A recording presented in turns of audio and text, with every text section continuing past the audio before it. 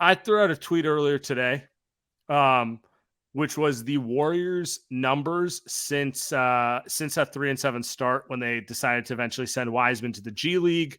Mm, 7-3. They're now 8-3. They had the mm. second best point differential.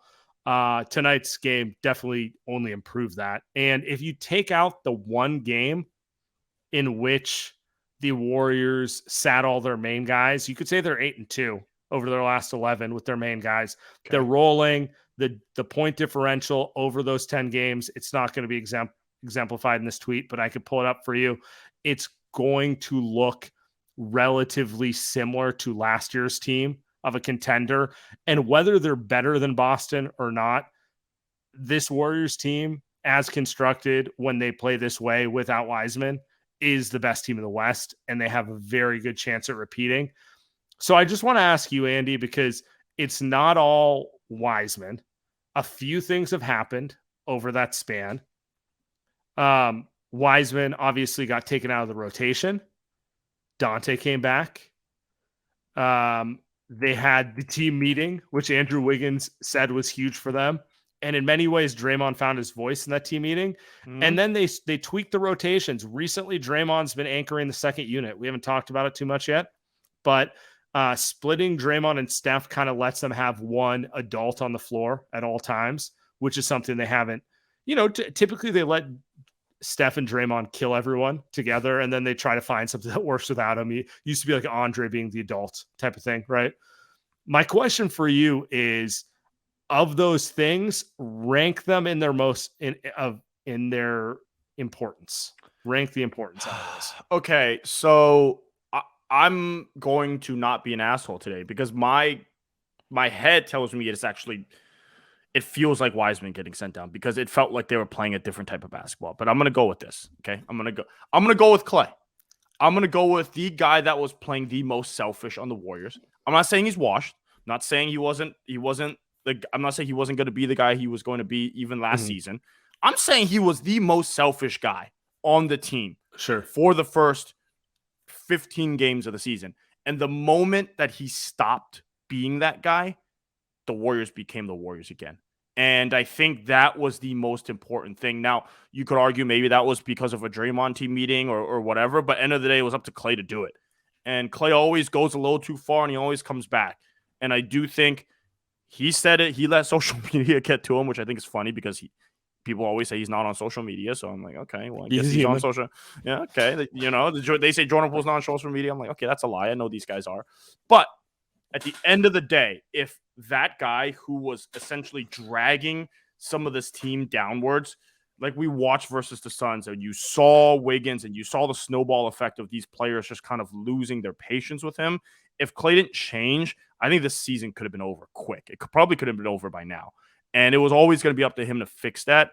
And I think that since he's fixed that, the Warriors went back to playing the Warriors way. The passing, the cutting, all of that stuff. And it's made life a lot easier. Like, we don't even talk about the defense anymore. Like, the Klay is watch stuff is gone. He's making bullshit threes again, left and right. He hit 2 today that clinched the game. It's just normal stuff.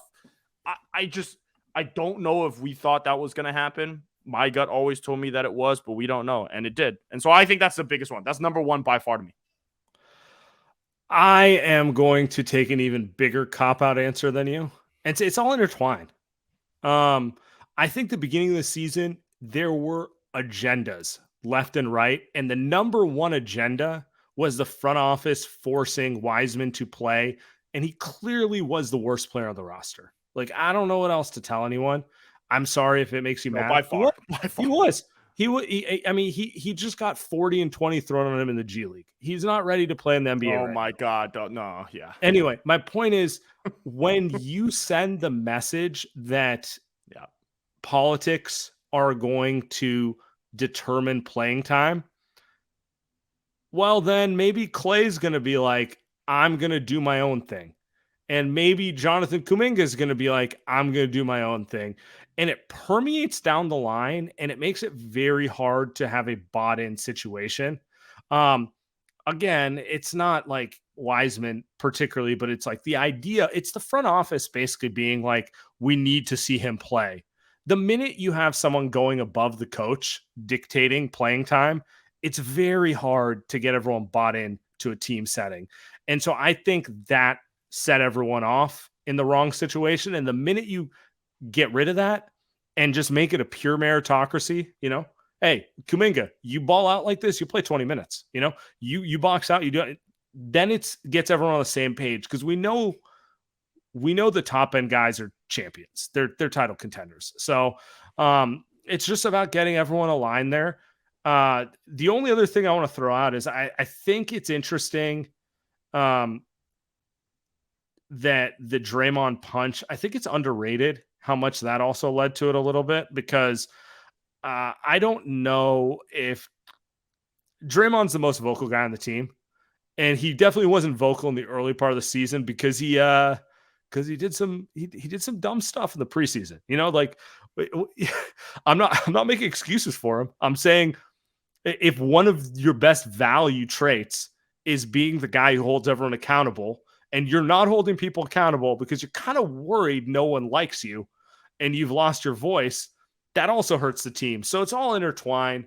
I think it's pretty cool. They seem like they've moved beyond it. And like, honestly, even on the Wiseman thing, if he figures it out in the G League and he can help the team in 2 months, like if he earns it, that's going to be great.